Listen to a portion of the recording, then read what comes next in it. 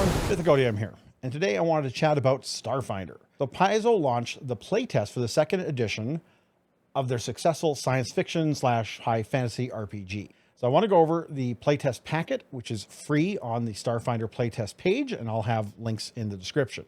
So let's look at what is in this package and what is not in it, and some resources you can use right now to jump into the game.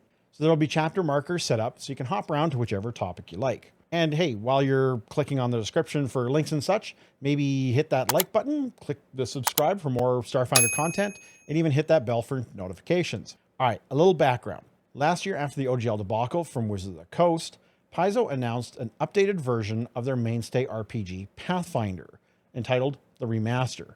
So this was a retooling of their game to ensure that no OGL references remained in their products, and that Wizards of the Coast could not have any type of legal recourse or any type of litigation, and they had absolutely no tie to the products moving forward.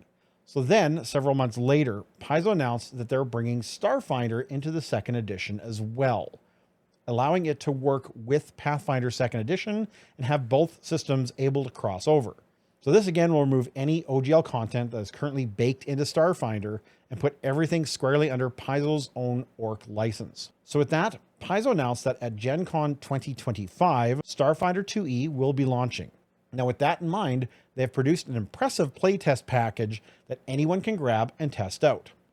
So on their website, they have multiple surveys for game feedback, class open responses, adventure feedback, and even a Starfinder playtest tracking sheet that will allow you to unlock 2 new ancestries for the Starfinder Society program. Now, I ran several years of the Starfinder Society at my game store. Great memories, great group of players. I may have to volunteer when the time comes to relaunch it next year and do it again.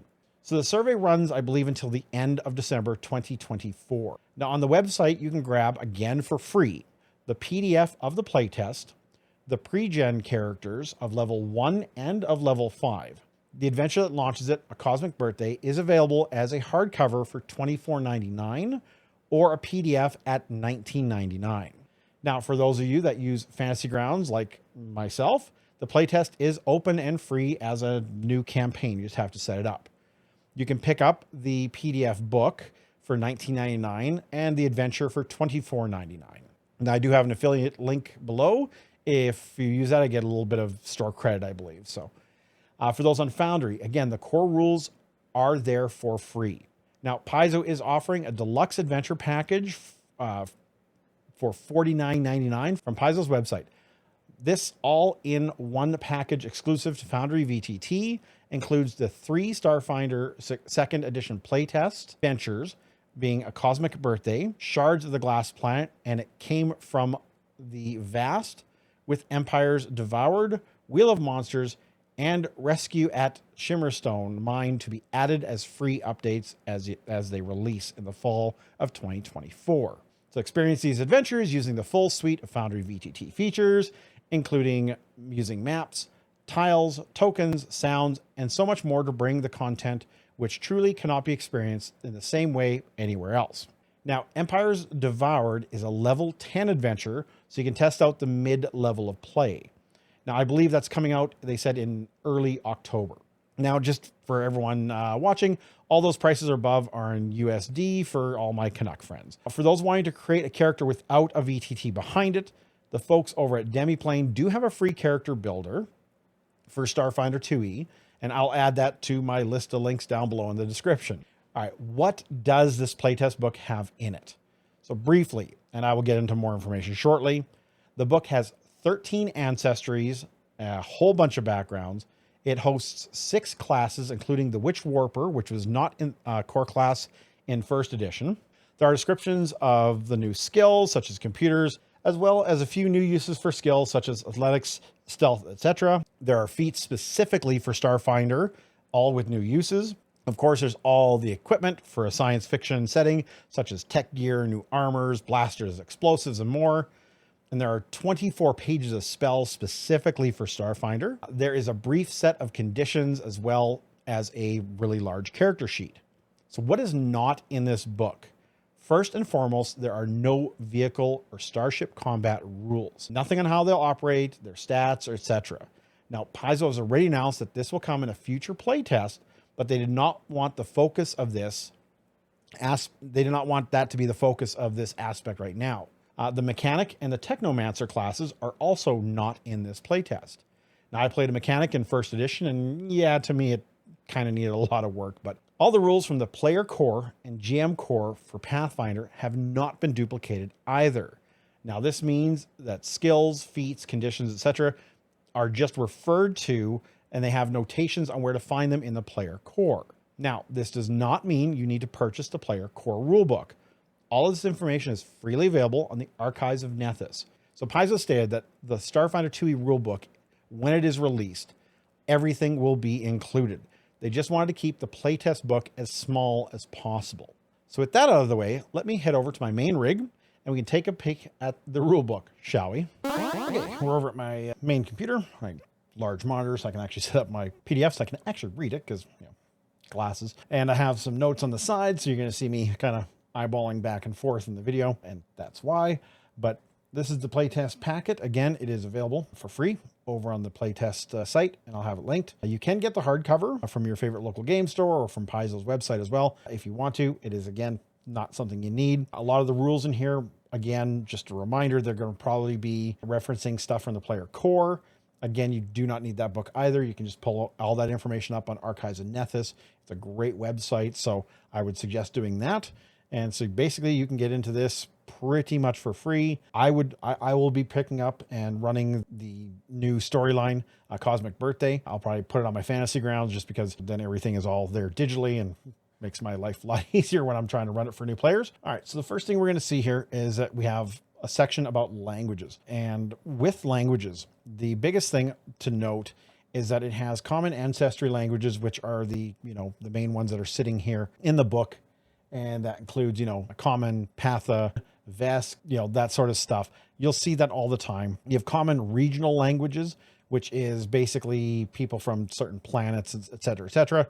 So you have, Triaxian, Vesk, which is, again, a inhabitant of a specific planet, etc. You have uncommon ancestry languages, which does include Elven, Dwarvish, all that stuff. Again, not something you're going to need because all the ancestries, technically, the way it's going to work is from the player core, or anything that's Pathfinder related are considered uncommon. Now, when it is uncommon, you need to ask your DM or your game master first if you can actually play those, if they want to bring those into Starfinder. Again, I would suggest just stick to the playtest packet, stick to the ancestries, stick to the classes. No need to start porting things over right now because you need to really kind of playtest these rules as written, and then you can bring them in later. They might even ask you to try to do some crossover later with different modules and stuff, so we'll see. There's also uncommon extraplanar languages such as Eklo, Pyrrhic, all that other stuff. So that's your basic language section. From there, we move on to our first ancestry, which is the android. So you'll notice that they are 8 hit points. There's medium size and 25 feet. Attribute boost are dexterity, intelligence, and a free one, and a charisma flaw. So what that means is the way it works is you don't roll dice for Pathfinder or for Starfinder. Your boosts, so it starts all at a 0 base, and then you'll boost your dex by 1, your intelligence by 1, you'll have a free 1, and you'll have an attribute flaw, which is charisma, so it'll start as a -1. And if I'm not mistaken, the free 1 from your attribute boost cannot be used to negate the charisma penalty. You can do that with backgrounds and other things down the line. They have low light vision. They're constructed, so their synthetic body resists elements better than any other purely biological organism. They gain a +1 circumstance bonus to saving throws against disease, poisons, and radiations. So you have circumstance bonus, status bonus, item bonus are the 3 different types of bonuses. They do not stack. The higher number just takes over. So if you have something else that gives you a +2 circumstance bonus, you take the +2. So one of the things to note is you're going to have all these different heritages. When we look at your android heritages, you have the ancient android, which happens to have your body was created by an ancient civilization, and your anatomy is forged from obsolete tech that continues to function through a combination of enduring nanites and your own willpower. So you choose one of the following ancient android heritages, such as being an artisan, a laborer, the polyglot, or the warrior. So you get to pick one of those three. If you go to the artificial scion, which is the next one, your body wasn't created in the image of a biological creature. A powerful artificial intelligence created you to interface with other machines.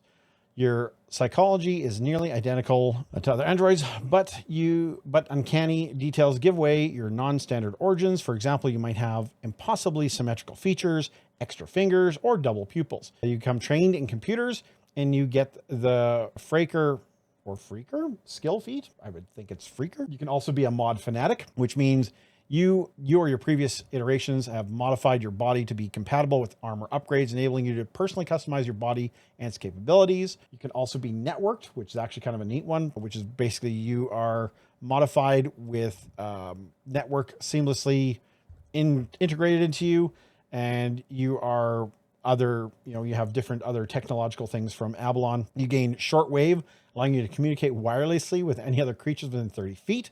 You're going to notice that is a big trend. A lot of psychic or empathic speech, telepathic speech, stuff like that. A lot of creatures have that. This is just another one. You can also be a renewed android, which is, basically many souls inhabited your synthetic body before you. You might incorporate a number of them to honor them. So again, you have a lot of different styles to look at as you start off this. And again, this is stuff you're going to want to look at for playtesting. And if you think things should be tweaked and stuff, this is where those feedback forms come in. And this is where you talk to them. So I'm going to pick out a few different feats to point out that I thought were kind of interesting. One of the first ones I thought was really interesting was Nanite Surge. And I think this is almost a kind of must-have for androids. You attempt a skill check requiring 3 actions or fewer. And for those coming over from Starfinder 1 or from Dungeons & Dragons, where you get 3 actions per turn in combat. And pretty much everything has a cost in actions. So it's either a single action, 2 actions, 3 action. It could be a free action or a reaction. So this Nanite Surge is a reaction. It happens once per hour. You stimulate your nanites, forcing your body to temporarily increase its efficiency. You gain a +2 status bonus to the triggering check. In addition, your circuitry glows, lighting a 10-foot emanation with dim light for 1 round. Having a +2 status bonus is really good because other things will stack with that. Anything with a circumstance bonus or item bonus. So those are really, really nice to have. The one I like at 5th level is Protective Subroutine. Your nanites, first of all, you need Nanite Surge. So you're going to see a lot of these have a prerequisite, and it's going to be, they stack on. You gain a ancestral feat at 1st level, 5th, 9th, 13th, and 17th. So you gain a decent amount. When you gain a level, if you're at 13 and you would gain an ancestral feat, you do not have to pick a 13th level feat. You can pick something from 1st, 5th, or 9th, etc. But you just have to make sure you're meeting the prerequisites. Protective Subroutine is the Nanite Surge. Your nanites augment your defenses. You can choose to activate when you attempt a skill check. So that's pretty good. If you do, you gain a +2 status bonus to the triggering saving throw. So again, having different types of status or circumstance or item bonuses really, really, really does help a lot. The one I liked at 9th level was offensive subroutine. Again, requires Nanite Surge. So you see how these are all kind of building on each other. Nanites augment your attacks. You can choose to activate a Nanite Surge when you attempt an attack roll instead of when you attempt a skill check. If you do so, you gain a +1 status bonus to the triggering attack roll. And one of the things that is always said about Pathfinder is that every +1 matters. So if you have something that can give you a bonus, such as a status bonus or an item bonus, and they can stack up, that is a great thing. So having this give you an extra +1 to hit can be the difference between getting a critical or not. And remember, in Pathfinder and in Starfinder 2e, anything that is 10 above your target number is a crit. You don't have to roll a d20 on the 20-sided dice. You just have to get 10 above a number. The other one I really thought was neat was Repair Module. So this is once per day. You trigger your body's self-repairing programming, stimulating your body's nanites to heal your wounds. You gain fast healing equal to half your level for 1 minute. So 9th level, you get 4, but you get that you get fast healing of 4 because it's 9th level at that point for 1 minute. While the repair module is active, you can't use other feats that require the use of your nanites. So you have to remember that for that minute, you can't use anything else like your offensive subroutines or anything else that requires your nanite surge. So just bear that in mind, but I think that's a pretty solid one right there. All right, one that I really like, and you're going to see a lot of this in this game, is Revivification Protocol, which is at 13th level. frequency once per day, but you have the dying condition and are about to attempt a recovery check. So when you're dying, very much like in 5th edition as well, you do make a flat check. Now, that flat check could be augmented by certain things, etc. But this one is a free action. That's the symbol for free action. And your nanites are programmed to automatically revive you. You're restored to 1 hit point. You lose the dying condition and the unconscious conditions and can act normally on this turn. You gain or increase the wounded condition as normal when losing the dying condition this way. The way that death and dying work in the game, if you're unfamiliar with it, is when you are reduced to 0 hit points, you're dying 1, unconscious. When you come back from dying, you gain the wounded 1 condition. If you were to go into dying again, so let's say you get hit again and you have that 1 hit point and for some reason you didn't heal yourself more than that during this turn, you would then gain dying 1. But that also stacks with wounded 1, so you'd be at dying 2. In Pathfinder / Starfinder, at dying 4, you are dead unless you have the Die Hard feat, which is dying 5. The rough thing is if you are taken below 0 by a critical hit, you gain dying 2. Which if you have wounded 1 means you're dying 3 already. So it can be pretty dicey, and we actually had a character die in one of our campaigns because of that. A couple good crits when they were not healing themselves properly, and it was bad. Last couple feats at 7th level, you got Memory Matrix, and you also have the Nanite Form, which I think is kind of, again, another really neat one. You just basically pop into a swarm of nanites for up to 1 minute until you spend an action to return to your normal shape. You become huge, gain the swarm trait, gain a fly speed of 40 feet. Most creatures or most PCs, even if they have wings, have to get specific feats to actually give them flying. It's not something that you get, not something you get because you're a specific type of ancestry. You're immune to the grab, prone, restrain condition. You have weakness 5 to area and splash damage. You occupy the same space as other creatures, so basically you're just a giant swarm of nanites. And I think flavor text, that's pretty freaking cool. So I like that one. And I think the android is a pretty solid choice if you're about to embark into this game. All right. The Barathu. They are basically giant floating space jellyfish. They've evolved from the gas giant Barathu. They basically write their own code. They have 8 hit points to start. And again, I don't think I explained that with hit points, but hit points are based on your ancestry and your class plus your constitution. So certain things have certain hit points. So you have to look at that when you're trying to, if you're trying to figure out your character. Their size medium, they have a speed of 25 feet on the ground, and they do fly. So these guys actually do have an inherent fly speed, which is, again, very, very niche. It doesn't happen to a lot of creatures unless you take specific ancestries or specific feats. They have the boost of con, wisdom, and a free, and their flaw is dexterity. They speak common and Breathet. Hope I said it right. Okay, one of the really cool things about these guys is the genetic adaptation. So you can reshape and adjust your body to adapt to new situations. You can retrain any ancestry feat, even lineage feats, and normally that's not allowed. There's certain feats in the game, especially when it comes to ancestries and stuff, that state that they may only be taken at level 1 and may not be trained into or trained out of. These guys kind of break all those rules and says, yes, you can. Also, retraining feats normally takes 1 week per feat to train into or out of. And these guys do it in a single day, which is really cool. You can really play with these guys a lot. So again, as you can see, they have no mouth. So they have limited telepathy. You communicate mentally with creatures within 30 feet. And you can communicate only with creatures that share a language with you. Now, this doesn't give you access to their thoughts. You're not a mind reader. And it communicates no more information than normally speech would. So you can't send them a visual picture of something. Basically, it's just a way to get them to use their words. In Pathfinder and Starfinder, there are no alignments. Now what you have is edicts and anathemas. So edicts are things that you would normally, that you hold very dear to you. It's a moral standard you have. Anathema are things that are so against your core being that, you just wouldn't do it, or it would take a lot of duress to do it. One of the things to note with edicts and anathemas are they give you popular ones, as in, a lot of people just want to grab a character and go. They don't want to have a big involved backstory and stuff. But your edicts and anathema can change over time. You can customize them however you wish. Talk with your game master again, just to make sure that it's following, what they're envisioning as well. Make sure it's something, that works good with the group as well. That's very, very important when you're doing this sort of stuff. So like their popular edicts are to work together to solve problems, adapt to new situations, change your body into a shape you choose. Anathema would be tackle problems on your own. Okay, let's get into the heritages. So you have, again, 3 or 4 or even a little bit more per ancestry. So Barathu were one of the new ancestries from this playtest. I didn't unfortunately follow a lot of Starfinder 1. So I don't know if they were added into a different book in Starfinder 1, but they are new to the core. So your heritages are Dreamer. You've communed with the cosmic melody and it changed you. You struggle to express the fragments of your memory. Your magic is adaptable and you can channel your music to enhance it. Once per day, you can meditate on your cosmic song to change the cantrip that you've chosen to a different cantrip from the occult spell list.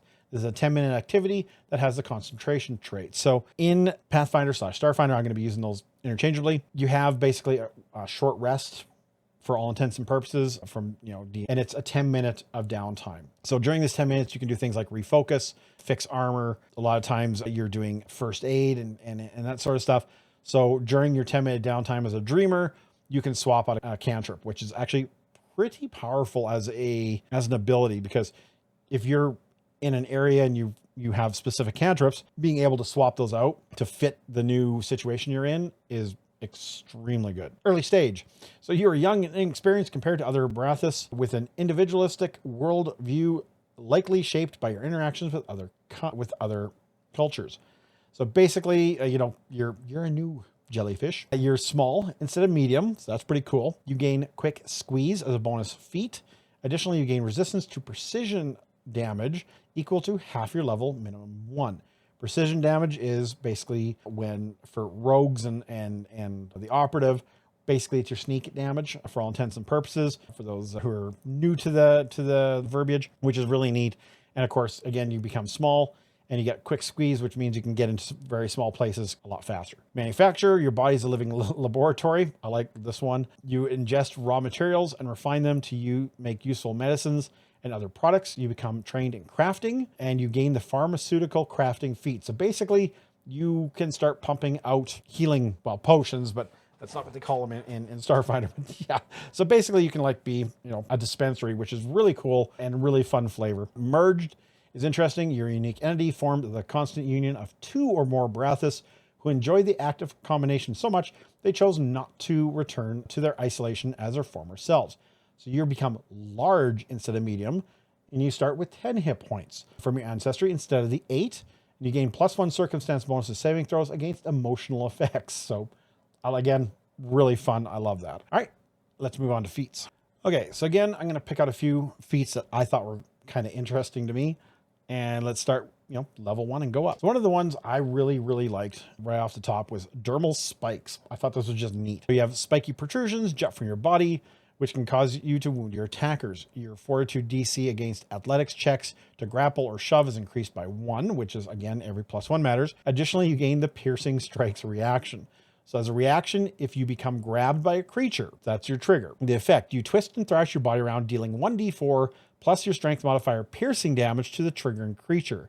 Damage increases by d4 at 5th level and every 4 levels after that. So basically, it increases every time you would gain a new feat. It was adaptable limbs. You grow sturdy lower limbs that allow you to walk on land. You increase your speed to 20 feet. Additionally, you gain the adaptive locomotion action. So as a single action, once per hour, you can transform your limbs into either flippers or hooked pseudopods to better traverse the surrounding environment. You select flippers to gain a swim speed of 20 feet. If you select hooked pseudopods, you gain a climb speed of 20 feet. The transformation lasts for 10 minutes. So it's a single action and then you can start climbing. You can have a swim speed. It's very, very important if you're, if you're trying to climb and you find yourself in a bad predicament, or you are swinging around, you suddenly find yourself in water. It's great to have a swim speed because then you can move around without penalties and other stuff that comes with being stuck in the water. All right, another one I really liked. It was basically, being off of the manufacturer heritage, but this one I like because I think it's just fun. Again, synthesize medicinal. So you can synthesize beneficial remedies with your own body and immediately digest them. So you create one elixir, potion, or serum that you know the formula for with a level equal to your level or lower. So first level, it's level 1 or 0s. You don't pay the cost to create the item. You immediately consume and digest the item, activating it as a free action that has a concentrate trait rather than its usual activation method. So if you suddenly find yourself, once per day needing that extra healing boost or an antitoxin or things like that, you can just make it and go. It's to me just absolutely fun flavor. So Tentacle Whip I thought was also interesting. You grow a tentacle that can lash out like a whip. You gain the Tentacle Unarmed Attack that deals D6 bludgeoning damage. Your tentacle is in the Brawling Weapon group and has the Barathu Finesse, Reach, and Unarmed traits. So that is just fun. Again, just the idea of this jellyfish having a whip arm to me is just wonderful. At 5th level, one of the ones I liked a lot was Fluid Anatomy. So it's a reaction. So it's once per hour. So a lot of these things get triggered once per hour. There also are feats that can later on that you can kind of stack on some abilities that change the frequency. Usually it's 1 every 10 minutes or et cetera, et cetera. So the trigger is an enemy strike against you is a critical hit. Your anatomy instantly shifts to redistribute damage away from vital areas. The triggering attack deals only the damage it would on a hit, typically normal damage instead of double. Any other effects that attack caused by a critical hit still occur, such as critical specialization. So you don't get to negate all of it, but you do get to negate the double damage, which can literally save your life. So until the beginning of your next turn, you're off guard against the triggering enemy. So, that you do have a trade-off. Off guard leaves you -2 to your armor class and can trigger other things, such as precision attacks require you to be off guard. So that is something you have to think of, et cetera, et cetera. But I, again, love that idea. All right, 5th level, I like Vent Gas. It is a single action, again, once per hour. You vent gas from sacs inside your body to propel you forward. The area you currently occupy, plus all squares in a 5-foot emanation, become filled with your vented gas. All creatures in the gas become concealed to creatures within it. So think like a squid ink defensive mechanism. The gas disperses at the beginning of your next turn, so it just hangs around for 1 turn, which is really nice. So you gain a +10 circumstance bonus to all your speeds, and then you either stride or fly.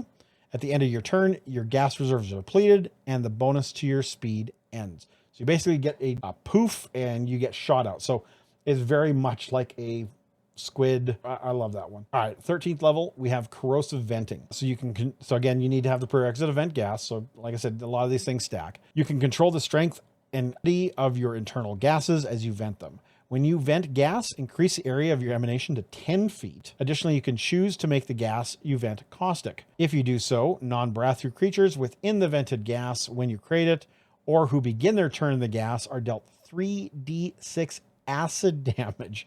That is a decent amount of damage. And they have to make a basic reflex save against your class DC or spell DC. Now that's important, whichever is higher. On a critical failure, creature takes an additional D4 persistent acid damage. At 17th level, the acid damage increases by 2d6 and the persistent acid damage increases by a D4. So one of the things is whenever you see a basic save, it is on a critical save, critical success, you take no damage. On a success, you take half damage. On a failure, you take full damage. And on a critical failure, you take double damage. Now this, on top of it, on a critical failure, you end up getting an additional D4 persistent acid damage on top of that. So that's a really fun one, especially if you're looking at making this guy a Solarian who is a fighter, basically, with light weapons, as in like lightsaber style weapons. Anyway, we'll get into that in the next video. But if you're surrounded by people and you let this off, this is a great thing. And then you'd also get propelled away from it as well. You're under concealment at that point. So yeah, it's just a lot of fun again. Big feat, I think at 17th levels combined. So it's a 2 action. It's a once per day again. You temporarily merge your body with that of an adjacent willing creature. So it does not have to be another Barathu. Overlaying yourself on top of them to better shield them from harm. The transformation again lasts for 10 minutes. You can dismiss this effect, which means you just, as an action, you dismiss it. When you do, you emerge in a space adjacent to the target you were merged with. So while combined, you and your target each take your own turns as normal and must be targeted separately for purposes of abilities and other effects. Additionally, you and your target gain the following benefits. So if the target is medium or smaller, their size increases to large and their reach increases to 10 feet, which is really cool. You occupy the target's space. If the target moves, you move with them, so you always occupy their space. You can't take actions with the move trait. For each speed you possess, compared to that of your target, if your speed is faster or they lack that speed, they gain the speed. So if you envelop them, they can now fly because you have a fly speed. If you have the feat that allows you to change to basically flippers or climbing hooks, they would also gain a swim speed, or they would gain a climb speed, etc. So really fun interaction here. And then again, this is all about Pathfinder and Starfinder's group dynamics. They really want it to be feel like a team, a game, not just you and some other people hanging around the table. Your body shields a target from harm, granting them greater cover, though you do not gain that cover. Your body doesn't obscure their vision or block line of sight. That's, of course, a big thing about spells and certain things. You must have line of sight. But them having greater cover is, again, really, really huge. So that is just a fun feat. I think it's a really, really neat class, a really neat ancestry. And yeah, one to definitely look at if you're thinking about playing a Solarian. All right, let's go talk about humans. Okay, humans. I mean, they're human. There you go. They're human. They have 8 base hit points. They're medium, and they have 25 speed. They have 2 free attribute boosts with no flaws. Now, this is one thing that is an optional rule in the game as well, is you can choose just to have 2 free attribute boosts and no flaws on any of these ancestries. So this isn't just a human thing. This is an optional rule. Again, just talk with your GM. So if you really have your heart set on playing a certain ancestry, but the flaw would be not beneficial to the class you want to play, just talk to them, and you should be able just to make it, just do the 2 free attribute boosts with no negative. Yeah, they're human. Again, their beliefs, they have edicts to explore the cosmos, strive for greatness, devote yourself to a greater cause, anathema, waste what little time you have. Again, that is very boilerplate kind of stuff. This is where you really want to think about your character, think of, the class you're going to have you're going to go into and stuff, and really kind of tailor an edict and anathema to yourself instead of your alignment. Human heritages. All right, let's get into this. All right, let's take a look. All right, the first one on the list is the Aslanti, and your ancestors were born on the world controlled by the Aslanti Star Empire. So you may have prominent brows, purple eyes, etc., etc. So this is one of them. You choose one cantrip from the arcane spell list. You cast this spell as an arcane innate spell at will. The cantrip is heightened to a spell rank equal to half your level, rounded up, so it follows you as you go. So it's not, because cantrips, let's be very honest, they start off decent, but weak. So if you take like Electric Arc, it'd be 2d4. If you're 20th level, 2d4 is doing absolutely nothing, but it heightens with you as you gain levels, not as you have spell levels. So it's separate. You can change this cantrip to a different one from the same spell list once per day by meditating to draw on the power of your runic blood. It's a 10 activity that has a concentrate effect. So that again is very, very much wonderful for, again, you've decided to take as a cantrip, you're not liking it, you decide to take Electric Arc instead. It takes 10 minutes to swap it around. All right, Galarian Survivor. Your ancestors lived on Lost Galarian, and though the circumstances of your family's survival lost to the gap, your family taught you ancient traditions from a young age. You become trained with archaic weapons, so good old swords, maces, all that stuff, and you gain Galarian lore. Okay, you learn a bonus language that was spoken in your lineage's region of origin. Again, look at the Pathfinder Player Core Rulebook. You also gain the diehard feat. So again, that allows you to until dying 5. All right, Scavenger. Your ancestors spent generations scraping by on a world ill-suited to support them, such as the dying planet of Akaton. And you will get the number of days you can go without food or water before you take damage for thirst from starvation increases by 2 to a number of days equal to 3 plus your con modifier. You get a +1 circumstance bonus on all saving throws against the sickened condition and to remove the sickened condition. Sickened is a pretty powerful condition, a debuff. So getting a circumstance bonus to that is really, really good. All right, next up is the Urbanite. You grew up in the big city, you love the electric buzz, etc., etc. You ignore difficult terrain from crowds and lesser cover from crowds, and you become trained in the lore for one specific city of your choice. Kind of a meh background, but And lastly, there is the Versatile Human. Basically, you select a general feat of your choice, which you meet the prerequisites for. As with your ancestry feat, you can select this general feat at any point during your character creation. So you get to pick an additional feat. Always nice. All right, let's take a peek at some of the feats that I think are decent for a human. Augmented is pretty cool. Basically, you get to start off with an augmentation of your choice at level 1 or lower, and it doesn't add to the amount to the limit you have. And also you don't have to pay for the starting augmentation. That's kind of nice. All right, one of the feats I do like is multi-talented. You've learned to split your focus between multiple classes with ease. You gain a second multi-class dedication feat, and you find out more about that in the player core. Again, take a look at Archives of Nethys if you don't have the player core. Even if you normally couldn't take another dedication feat until you take more feats in your current archetype. So the way it works is at second level, especially if you're using the free archetype rule, at second level, you can start basically multi-classing. It's not like Dungeons and Dragons or Starfinder 1 where you actually stop and jump into a new class. You continue to go up in your regular class just like you would, but you get to add extra feats from another class. And normally what it says is you must stick with this until you have 2 extra dedication feats, which is normally at 4th and at 6th level. This allows you to actually, so at 8th, you could pick up another one. At 9th, this feat would allow you to actually start doing 2 extra archetypes, which means theoretically at 9th level, I believe you could have 3 archetypes going. You could have one from level 2, 4, and 6. And then at 8, you usually can start a second one. And at 9th, you can start a third one. It's pretty neat of an ability. So I like that one. I thought that was really an interesting way to make humans a lot more interesting than I find them. I never play a human. I find them very boring. At 17th level, I loved Too Stubborn to Die. It's a once per day trigger. You would die. You come back from the brink of death, hauling yourself back to consciousness despite your wounds and exhaustion. You push yourself through the absolute limits and don't die. If you have the dying or unconscious conditions, you lose the dying and unconscious conditions. If you're at 0 hit points, you have 1, and you increase your value of wounded and doomed conditions by 1, and you can use this reaction while unconscious. So yes, normally you obviously can't react while you're unconscious, but this is, again, exception to the rule, and specifics always trump general. So I love this one. It's a neat way to keep yourself up, because when you get 17th level, you're getting into the mix a lot. Right, next up, we have the, I hope I'm pronouncing that right. It'd be great if there was a phonetic spelling in here for this stuff, but you know, they are a medium-sized creature, 25-foot movement, 8 base hit points, attribute boost of strength, wisdom, and a free with a flaw of charisma. One of the first things you're going to notice is they have 4 arms.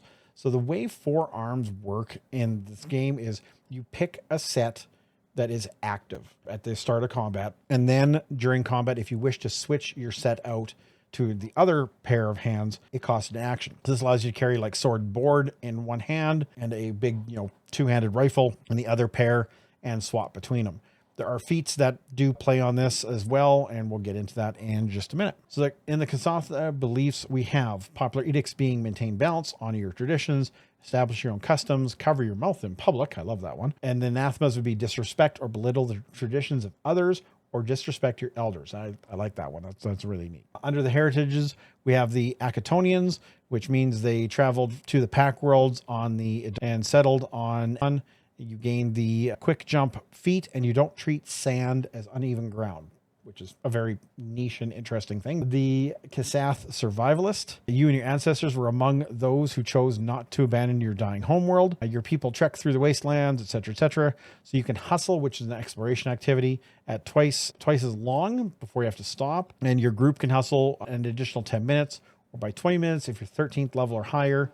And you gain the Feather Step feat, which is a neat little feat. Next up is a shipborn. You were basically born on the Adari, which is a generational ship.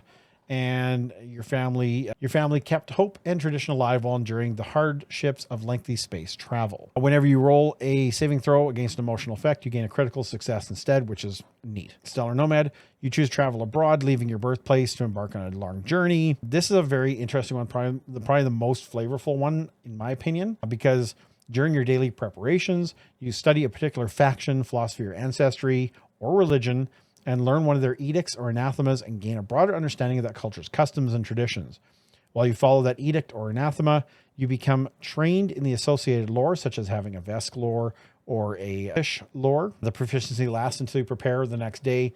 Because it's temporary, you cannot use it as a prerequisite for other skills or feats. And you're undergoing the tempering, which is a coming of age ritual. You may be one of the untempered. You choose Kasatha, who chooses to continue their tempering beyond the traditional year-long period. You become trained in society and gain the streetwise feat. All right, let's go over a couple of the interesting feats. To the first level, I like the crew member feat as a reaction, and it triggers an ally within 30 feet, attempts a aid and rolls a failure. Aid is an action that you can do to help, well, aid a person, give them a bonus, a circumstance bonus to a check, etc. You're always able to help in a pinch. Attempt a skill check or attack roll of the same type attempted by your ally, and replace the result of the failed aid with your result, even if you did not prepare to help, which is a great thing about the, Pathfinder and now Starfinder, is the team aspect of the game, and this really kind of solidifies that. Another one I like is the weapon familiarity, and basically this allows you to use specific weapons of this ancestry, including those with the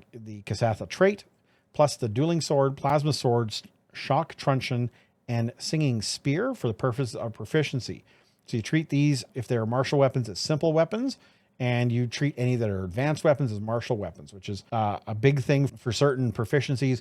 A lot of times you might become expert in a simple weapon, but not be trained at all in a martial weapon. And this moves these categories around for you.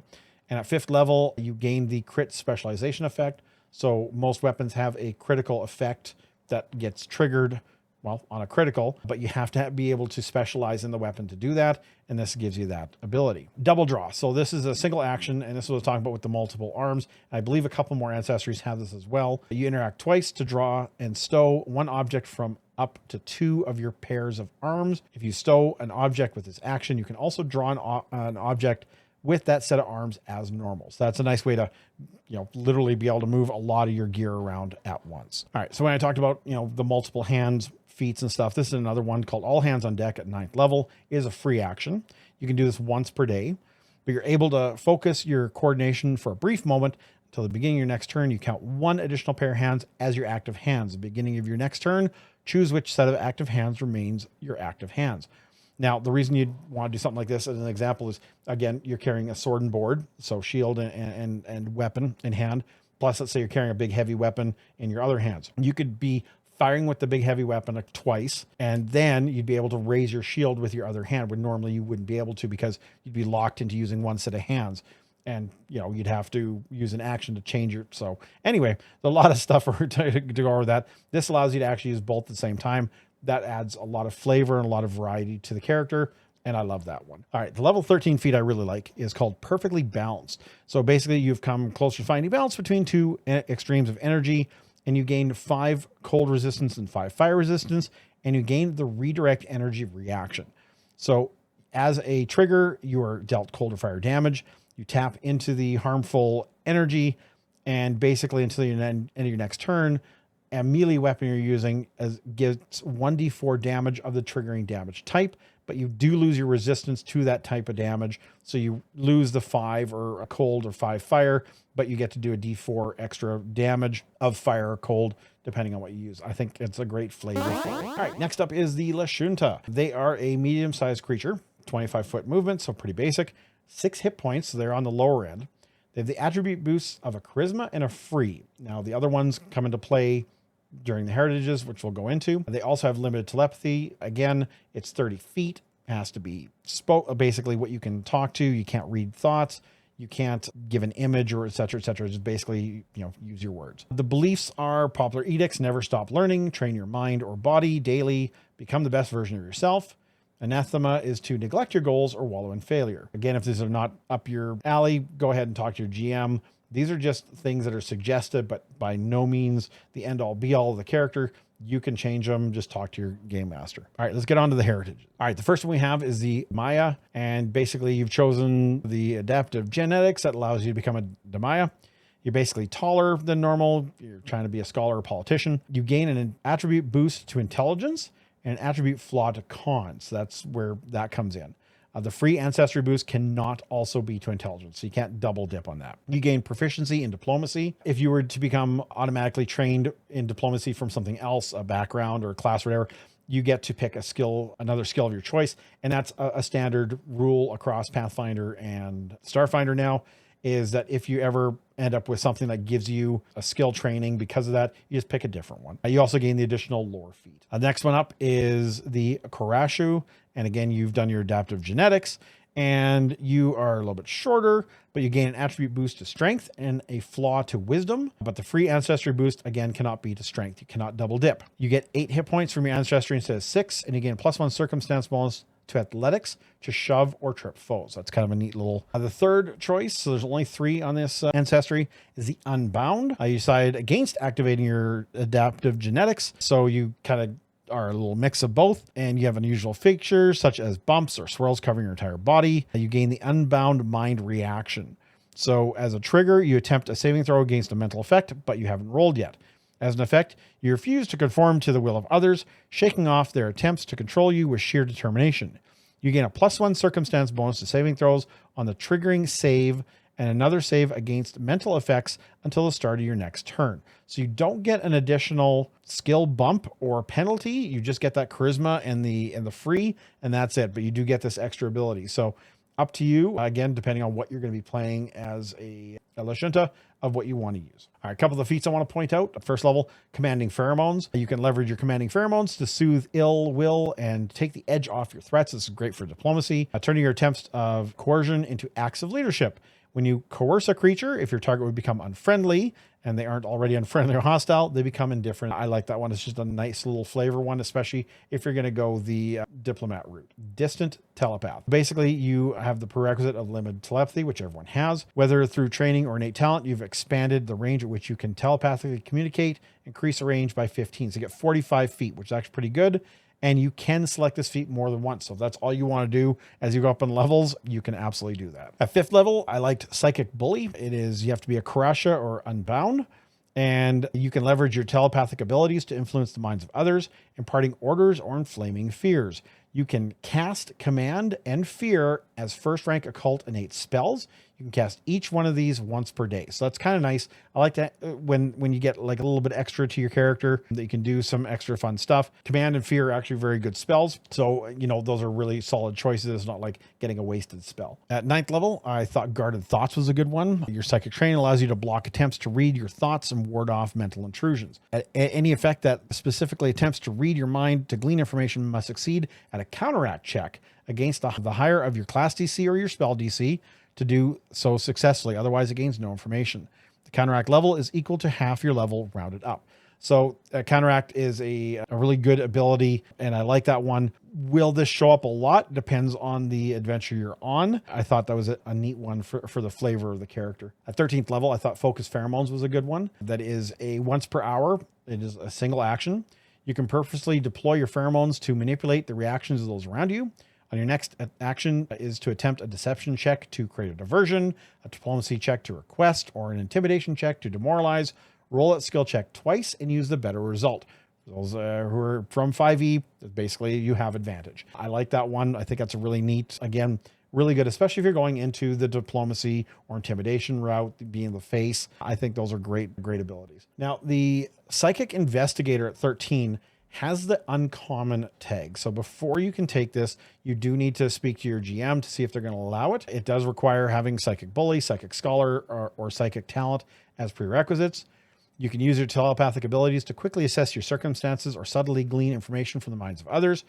You can cast Hypercognition and Mind Reading as 3rd rank occult innate spells. You can cast each one of these once per day. So it is a very powerful ability, and it also is like, so that's why you have to discuss with your GM first. Anything that says uncommon or rare has to be discussed with your GM before you pick it up. At 17th level, I loved all of them. Centered Mind was really good. You can use Centered Thoughts once per hour. Mental Deflection. You know, you're expert in occultism. You have a pool of focus points. So basically, you have to be a spellcaster to get this one. The creature casts a spell with a mental trait, and you have at least 1 focus point. You can use your psychic powers to disrupt it. You expend 1 focus point to counter the triggering creature's casting of the spell, and then you attempt to counteract the triggering spell using your spellcasting counteract modifier. Normally, for counteract, you have to have the spell available in memory already to counteract. This just allows you to do it against any spell with the mental trait, which is really nice.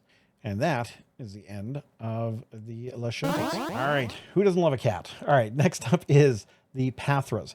So they are an 8 hit point creature. They are medium, even though the picture makes them look like they're going to be small. They are medium. They have a land speed of 25 feet. They have an attribute boost to Dex and Charisma with a free, and their ability flaw is Constitution. Now, one of the big things to point out here is they have dark vision as just every heritage. A lot of the times you will not see dark vision unless you take a specific heritage of that type of ancestry. These guys get it for no matter what and no matter who. So that's really a neat thing. It's, I think, one of the only ones that actually has dark vision. The popular edicts are challenge yourself and your comrades, take pride in your accomplishments, perform music and dance daily. Popular anathemas are to abandon your ancestral traditions, give up your identity, or bow to tyrants. I love that. I think that's kind of a fun little flavor. All right. Getting into the ancestries, this one has a few. So we have the Hunter Stalker. You descend from a long line of hunters. Your fur is especially well suited to blending in environments. You gain a +2 bonus to stealth checks to hide and sneak, +2 to survival to subsist, and to your survival DC to cover tracks. This would be a great operative. Next up is the Crave Pahthra. Basically, you and your ancestors chose to endure the experimental bioengineering to help fight the Vescarum. Choose a first level biotech augmentation. The selected augmentation is permanently part of your body and does not count against your maximum number of augmentations, which is important that you can implant. You don't pay the cost for the augmentation. You can swap out the bonus augmentation by paying the appropriate cost for a new augmentation at any time. So you're not stuck with just a level 1. All right, next up is Male's Chosen Pahthra. You have an undeniable streak of luck that you believe is blessing from your ancient god Mael, which is really fun. You end up getting, whether metaphorically or literally, you always seem to land on your feet. The first time each day you critically fail a saving throw, you immediately roll the saving throw as a free action, and it is a fortune effect, and that is a certain rule in Pathfinder as well. The Pouncer Pahthra. You excelled in the war games in your youth, and you've trained hard to maintain your athletic ability, even on the worlds where higher gravity makes such feats more tiring. Basically, you have an additional 5 feet speed increase, and in this game, having speed increases is actually a really big deal. So increase by 5 feet. In addition, you don't automatically fail your checks to high jump or long jump if you don't stride at least 10 feet first. So again, it's another little addition to it. The Sand Roamer. Your ancestors roamed the blasted terrain, leached of vital nutrients by the Vescarum. So you're shorter and stockier. Your tufted ears and furs grow pads. Your size is small instead of medium. You ignore difficult terrain on uneven ground caused by sand. Again, a lot of things with sand. In addition, environmental heat effects are 1 step less extreme for you. Incredible heat becomes extreme, and so on and so on. And you can go 10 times as long as normal before you're affected by starvation and thirst. So again, the big survivalist here. The Rime Walker Pahthra. You've adapted to cold environments and with a multi-layer fluffy fur coat and extra body fat. You may be descendant of the ancient Pathras who dwelled on Polonus before the Vescrums came by and grabbed them. So you gain cold resistance equal to half your level, minimum 1, and you treat environmental cold effects as they were 1 step extreme. So the exact opposite of the Sand Roamer. All right, let's look at some of the feats that I think are pretty decent. The first feat I thought was really interesting is Long Whiskered. So your whiskers function as advanced electroreceptors, allowing you to orientate yourself more easily. At the end of each round in which you're untethered, which is basically when you're 0 gravity, you attempt a DC 15 flat check. On a success, you ignore the clumsy and off-guard condition imposed by being in 0G for 1 minute. So that's actually pretty good, especially if your campaign is going to be doing a lot of space exploration and stuff. This is actually a really cool little ability. All right, another good first level feat is Predatory. Battle's a dance, and you've honed your body into an instrument as exquisite as it is deadly. And when you select this feat, you gain your choice of a claw unarmed attack or a jaw unarmed attack. Both of these are in the brawling weapon group because there's proficiency in that. Basically, you get a claw attack, deals D6 slashing, has agile finesse. Jaws are an unarmed attack, also dealing D6 piercing damage though, and has a finesse, grapple, and Pahthra unarmed traits. Very interesting. Normally Jaws don't have the agile trait, but this one does. At 5th level, whenever you get a critical hit with one of these attacks, you get the critical specialization effect, which is really neat. You can take this feat a second time. If you do, you select the opposite of the options. So you can get both claws and jaws. At 5th level, I really like Battle Blessed. You're an accomplished battle dancer and warrior blessed by seers.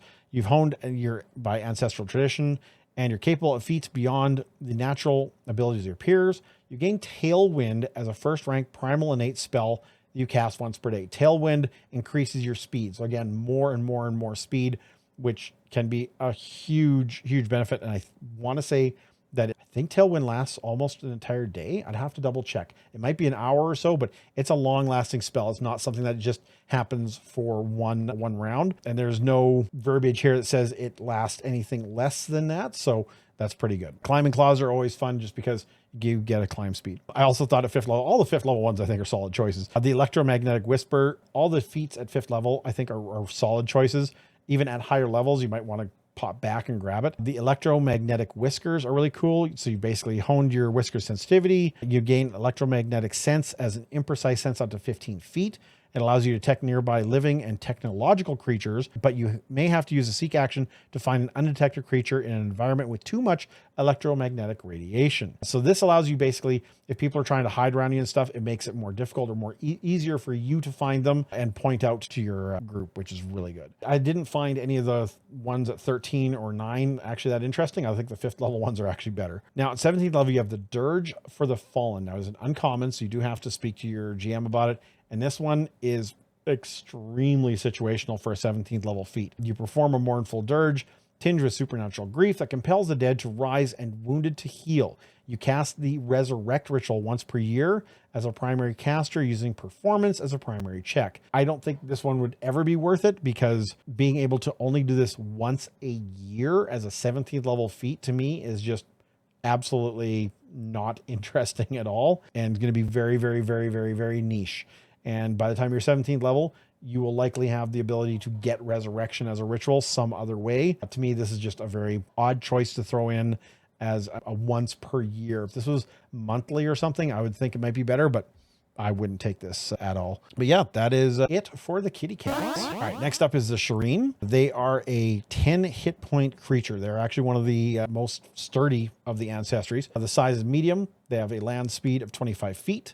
The attribute boosts are Constitution and Wisdom and a free, and their flaw is Charisma. One of the things that, again, they have limited telepathy. I mean, look at the face. I don't really see a mouth on. Same deal as all the rest of them. It's 30 feet. Can't give access to, you don't get to read minds. You can't put pictures in there, et cetera, et cetera. And they also do have to share a language with you. So you can't just bombard anyone with telepathy. Popular edicts are make your own choices, work for the greater good of the group, try to solve problems peacefully. The anathemas would be take away another's right to make choices, inflict thoughtless destruction. Again, if those aren't up to your speed, talk to your GM, make something up, and do with what you wish. All right, so the first of the heritages is the Courtier, Shirren. So you basically, you get to transmit your emotions alongside your message whenever you use your limited telepathy, so you're empathic. When a creature communicates with you using your limited telepathy, you gain a +2 circumstance bonus to perception check to sense motive against that creature. Nice little bonus there. The Defiant is you may remain resolute in your defiance of the swarm and other insectile tyrants. If you roll a success on a will saving throw against an effect that was created by a creature with the Shirren trait or creature that you know is allied with the swarm, you get a critical success instead. Additionally, you gain the Rebellious Defiance action, and that is a 1 action. You can do it once per day. Combat is a long time. It's six rounds. And that usually is how long a combat lasts. So that's really good. And again, remember, all +1s matter. So you have the Infiltrator, which is programmed to infiltrate for the swarm. Your chitin is iridescent and creates patterns that fascinate and distract most other ancestries. You can feint at a range of 10 feet rather than solely while within melee reach of your intended target. And you gain the Shirring Dazzle is a 1 action, is mental and visual. You can use it once per hour. A lot of these stuff you're going to see is going to be once per hour, once per day. You cause your chitin to flare and shimmer in a hypnotic pattern of shifting colors and soothing motion. You pick a creature within 30 feet. That creature must succeed a fortitude save against your class DC or become dazzled for 1 round. Now, the problem that I see with this is class DC doesn't ever get proficiency bonuses. So you're never going to see you're never going to get expert or whatever. So that is not going to go up as fast as something like your spell DC. And that means at higher levels, this is going to fizzle out a lot more. It's going to be a lot more difficult to get this off. Next up is the Swarm Exile Shirren. And basically you come from a group of castaways that have more in common with the swarm than most other Shirren. You gain a biocannon ranged unarmed attack with a range increment of 20 feet that deals D6 acid damage. Your biocannon is the corrosive weapon group. And when you select this heritage, choose whether this attack comes from an unslung launcher on one of your arms or a launcher mounted over one of your shoulders or from your mouth. You cannot change this selection.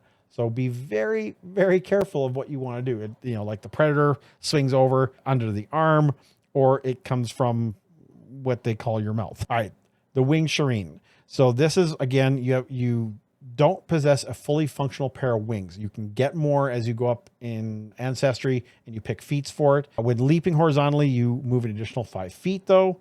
You don't automatically fail checks to high jump or long jump if you don't stride at least 10 feet first. In addition, when you perform a long jump, you can jump a distance up to 10 feet further than a result of your athletics check.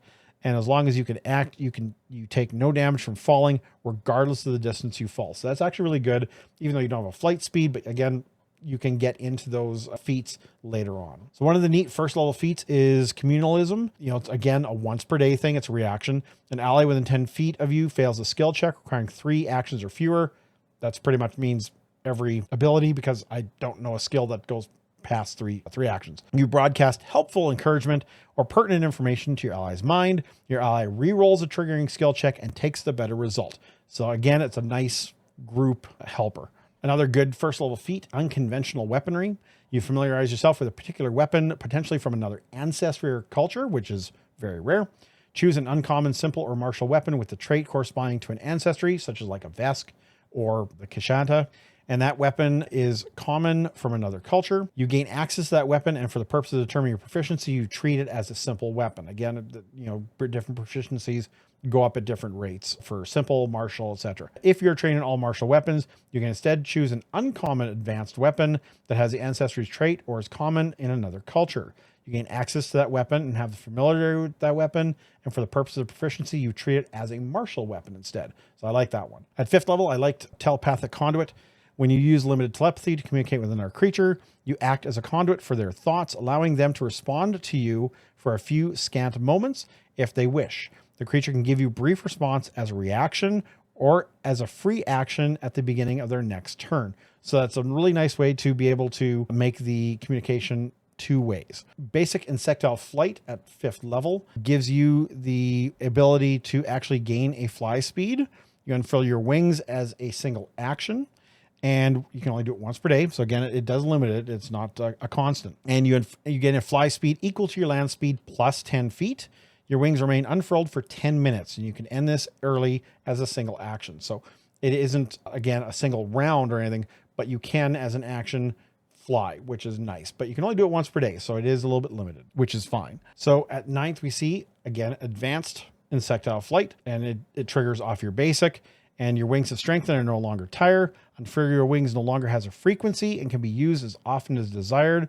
And when you use unfurl wings, your wings remain unfurled until you spend a single action to purposely furl them back up. So again, this is what I was saying with flight. You don't automatically get it, but your feats and stuff can improve it, which is really, really nice. At 13th level, I really liked linguistic mastery, even though it is uncommon. So again, you do have to speak with your GM about it, because it allows you to cast true speech as a 5th rank occult innate spell once per day on yourself only. You gain a +1 status bonus to diplomacy checks for the duration of the spell when speaking to creatures with whom you already shared a language before casting the spell. And remember, you're not just limited to your languages, because you have your int bonus, and whatever that is, every time you get an int bonus, you do get an extra language. And there's feats such as linguist that are general that give you more languages and stuff. So you could make this a really viable diplomacy character, or someone that can gain a lot of languages. I thought 17, Swarm Evolution, I thought was a really interesting one. You metamorphose into a powerful swarm-like creature, though you retain your individuality. You gain a +2 status bonus to saves against fear and resistance to acid equal to half your level. And you gain the Mask of Terror as a 7th level innate primal spell once per day. All right, this is a fan favorite. Is the next one. Skittermander is the icon of Starfinder. They are small. They have a 25-foot land speed. Their attributes boosts are to Dex and Charisma, and get a free. And attribute flaws to Wisdom. They have low light vision. They have Overreacher Enthusiasm, which is a -1 circumstance penalty to will saves against emotional effects, except the Calm spell. I love that one. They're also one of the other multi-armed ancestries. So they are 6-armed. So same thing. They can hold up to 6 hands worth of equipment, and you can change designation from one pair of hands to another, switch active hands action, etc. So that's always an interesting thing to have an additional set of hands. Their popular edicts are to help others, be kind, respect, and nurture living beings. Their popular anathemas are to refuse to help someone in dire need, pollute the environment, cause intentional harm without reason. Skittermanders only have 4 heritages. The first one being the ever whelp. So basically you are a full-grown adult, but you've retained your stomach mouth, either through quirk of evolution, purposeful genetic manipulation, or biotech augmentation. So you gain the Jaws unarmed attack that deals d6 piercing damage, is in the brawling group, and has the finesse trait, as well as the unarmed, and et cetera, et cetera. The second one is the Gradavich Skittermander. You grew up in the subterranean realm of Gradavich, or a similar dangerous underground environment. You have wispy, pale, a slender build, and overlarge eyes. This is one of the only other heritages that allows you to gain dark vision. As I said before, you need to usually get a specific heritage to gain dark vision. The Scrabbler is a master of coordinating all 6 of your arms instead of using the lowest 2 of these limbs for extra mobility. So you have 4 arms rather than 6 and 4 legs rather than 2. And you gain a climb speed equal to your base land speed. Skitter raised. You spent most of your life in a tight-knit community where teamwork is expected and crowds are just giant group hugs. You gain the group impression skill feat. In addition, you gain a +2 circumstance bonus to aid any ally in a skill check that doesn't have the attack trait.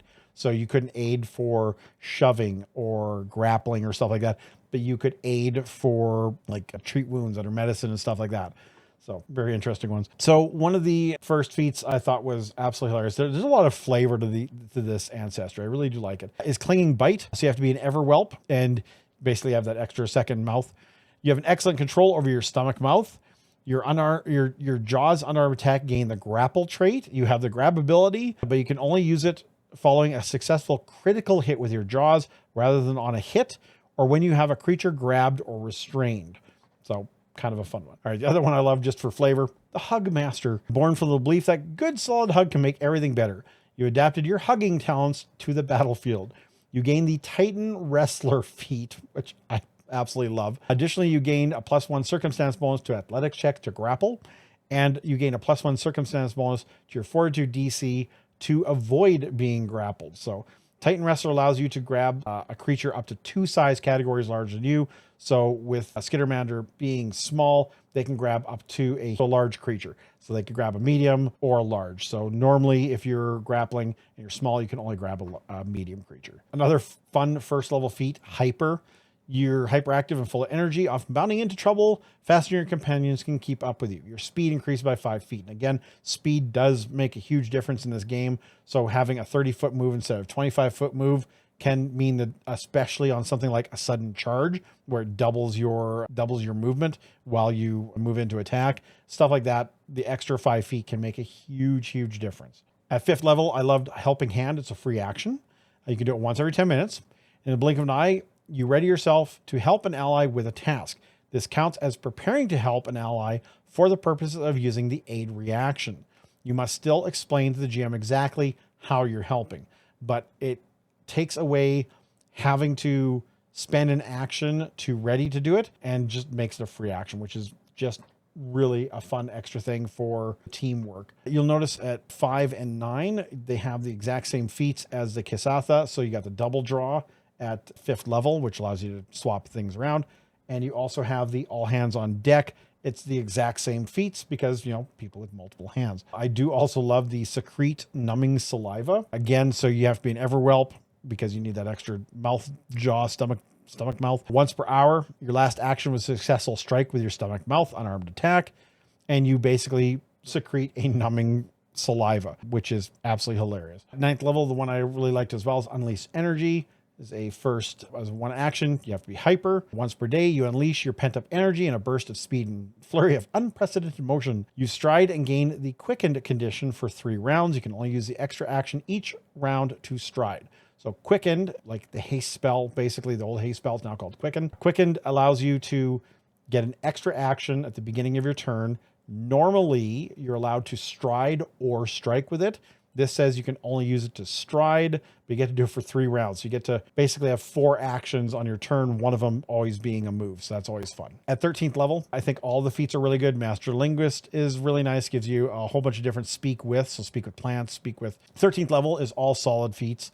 Magical Linguist allows you to have speak with animals once per day, speak with plants once per day, translate once per day, you know, all innate. So you just get to have them. Opportunistic Hug. I love this as a reaction.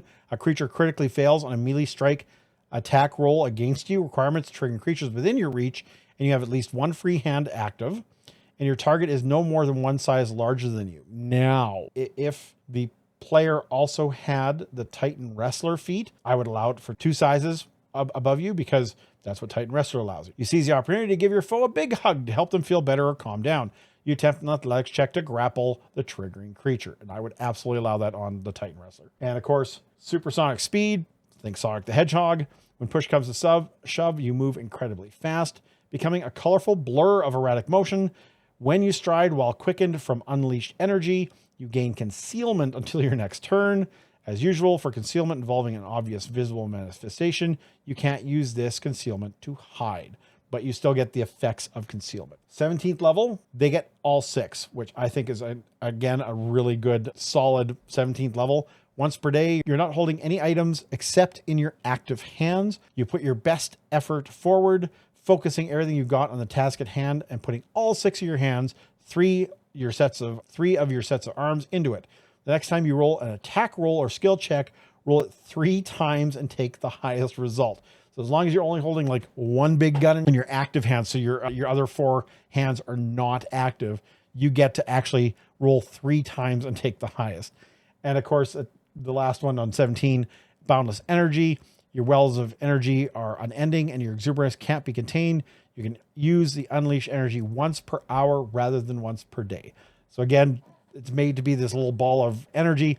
I picture Yoda fighting Dooku as the insanity of it popping around. Seeing this thing as a Solarian would be absolutely hilarious. Of the Skittermander. All right, next up, the Vesk, the big lizard dude. He is one of the iconics also of the of Starfinder. I love these guys. Hit points 10, medium size, but only 20-foot land movement, so they do move a little bit slower, pretty much like a dwarf. Attribute boosts are con and strength, and a free, and their flaws wisdom. So they are meant to be the brute squad. They do also get all low light vision. Popular edicts for these guys are battle honorably, keep private emotions in check, never show weakness to the enemies.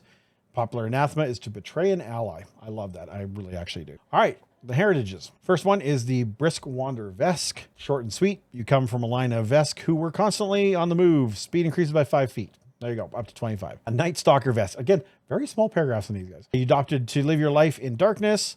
You gain dark vision. So again, one of the only other ways of getting dark vision is through having specific heritage. Plated Vesk. Now, I like this one. If I was going as a Solarian or as a soldier, I would look at this one.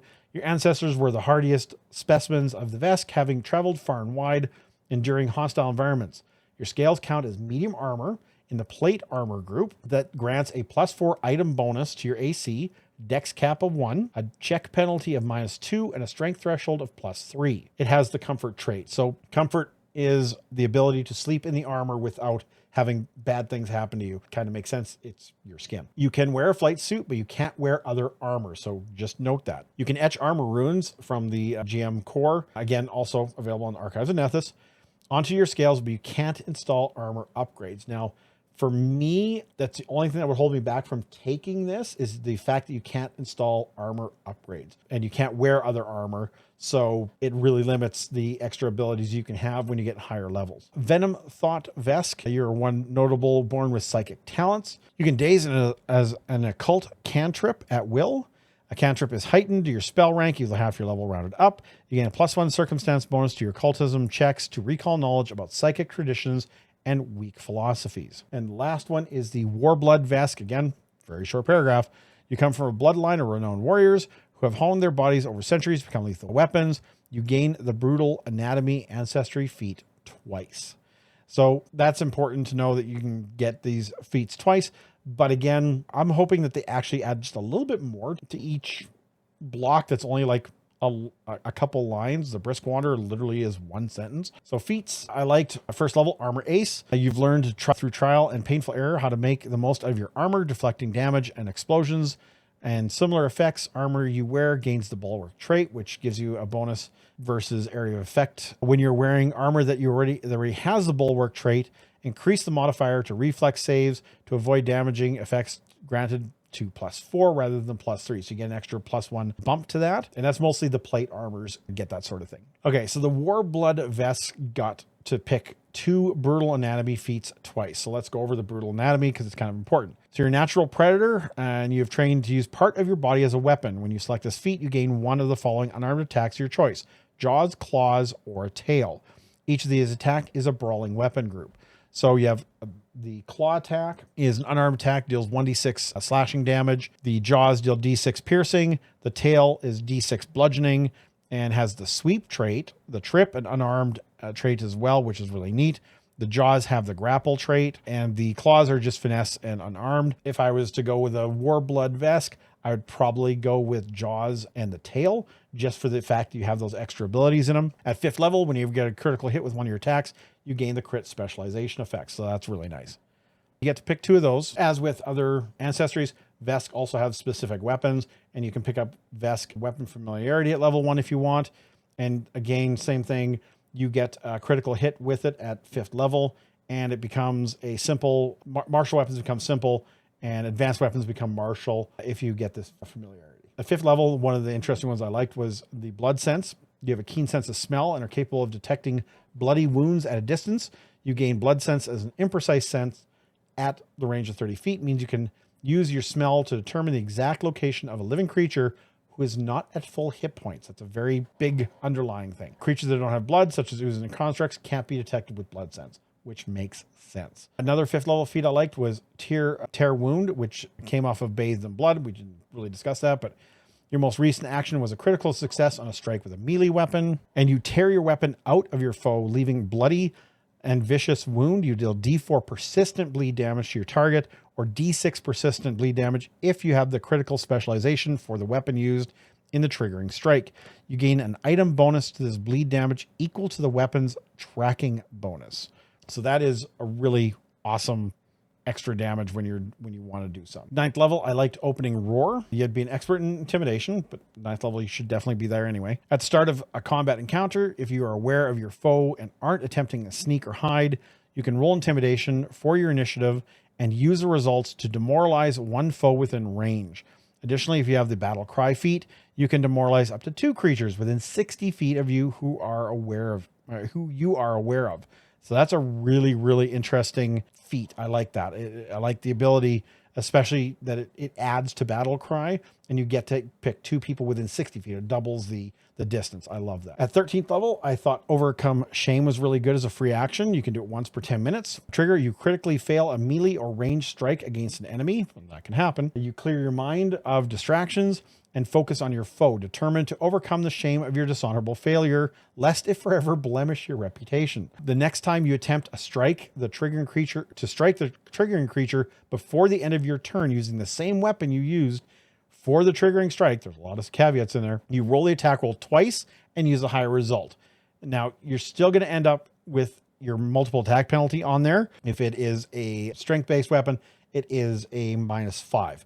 But you still get to roll 2d20 and take the highest. If that attack roll fails, you become overwhelmed with shame, gaining the off-guard condition to the end of your next turn.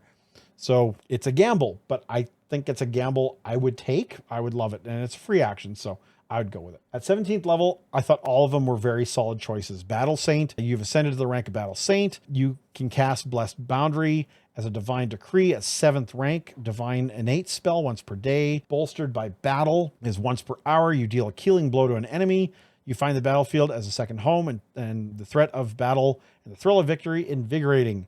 You gain a number of temporary hit points equal to your level. So at this level, you're 17, you'll get 17 temp hit points.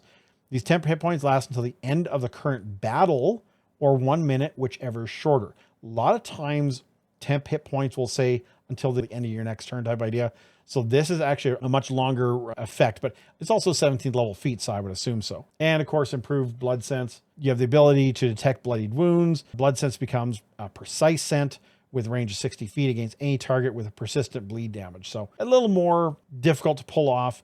But if I had my choice, I'd probably go with bolstered by battle would be my 17th level choice, because you don't get any after that. So you're only down to the one. So, and that is the Vesk. All right, on to the last of the main ancestries.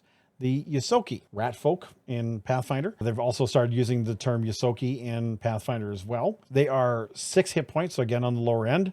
They're small, and they move 25 feet. They have an attribute boost to Dex and Intelligence and are free, and their flaw is Strength. They have low light vision, so very typical. Their popular edicts are put your community's interest above your own, maintain good personal hygiene, and stay in touch with family. Is to throw away something that might be useful later.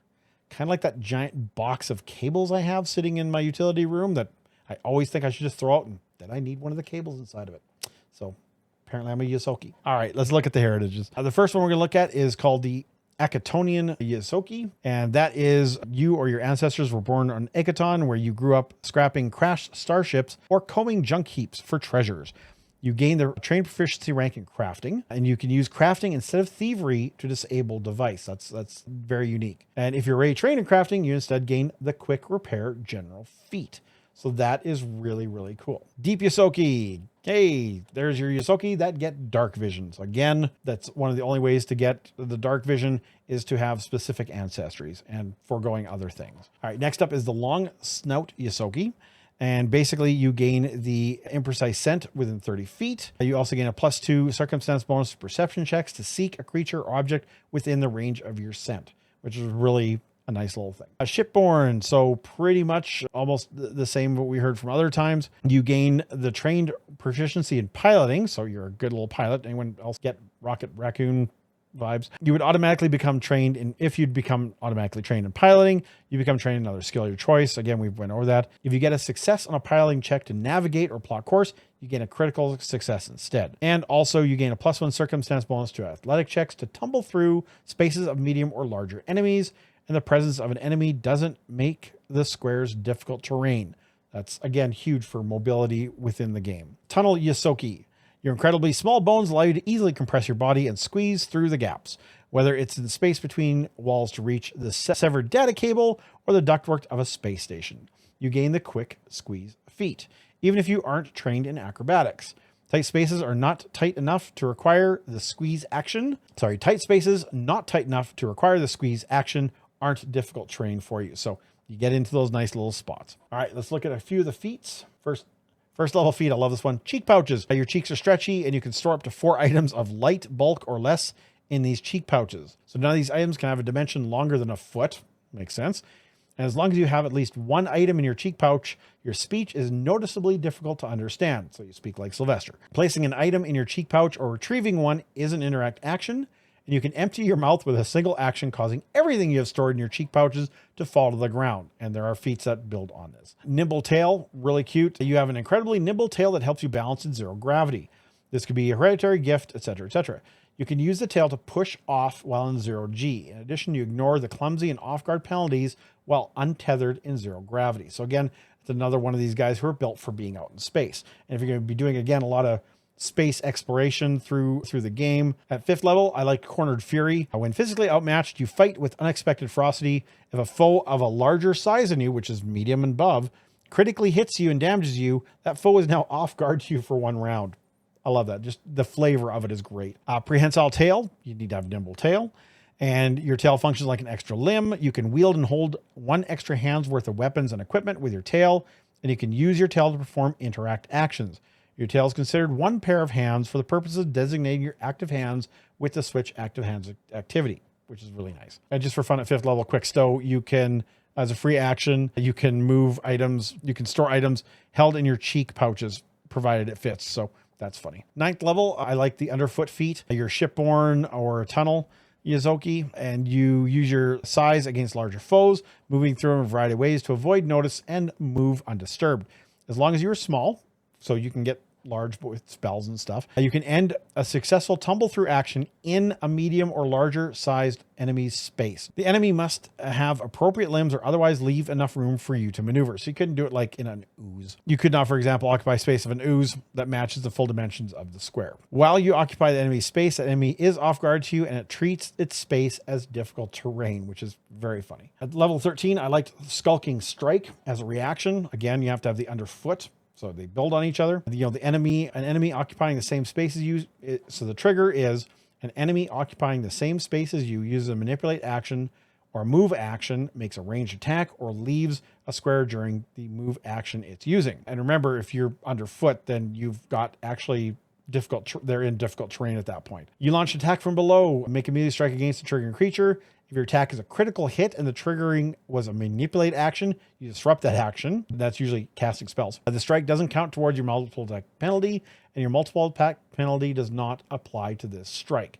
So it's on your full bonus. There's no changes from that. At level 17, I liked Slip from Sight. It's a free action. You have to be legendary in stealth, so you're going to have to probably be an operative for that to happen. But you can do it once per hour. The trigger is you successfully use stealth to hide or become hidden from all your current foes, or you successfully use stealth to sneak and become undetected to all your current foes. Whether through the use of technology, magical talent, the blessing of Leo Shu Po, or uncanny luck, you slip from sight, completely becoming invisible for 1 minute or until you take a hostile action. So you can do a lot of stuff like treating wounds and a whole bunch of other different things that are not hostile actions and stay invisible. And that's an incredibly strong power. At 17th level, I think this is a really good one.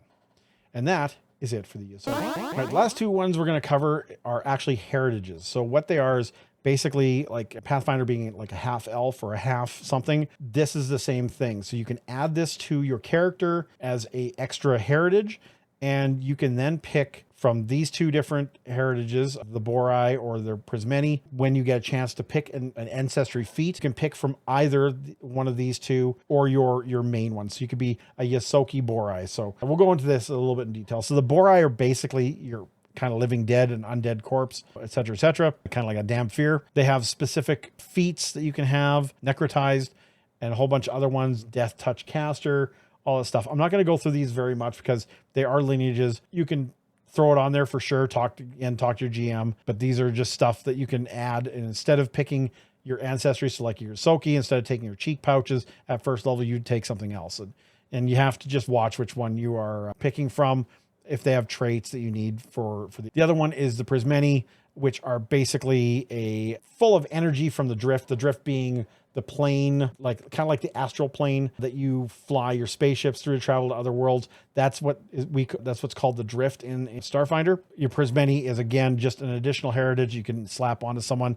On this picture, you see a Ysoki that is a Prismeni as well. And again, you just choose your feat at first level or whatever. Some of these will say that you have to take them at first level and cannot train into or out of, but that's your choice. Again, speak to your GM. All right, we're going to go over a few of the backgrounds. There are a lot. There's 27. I am not about to go through all of them. Some fun ones.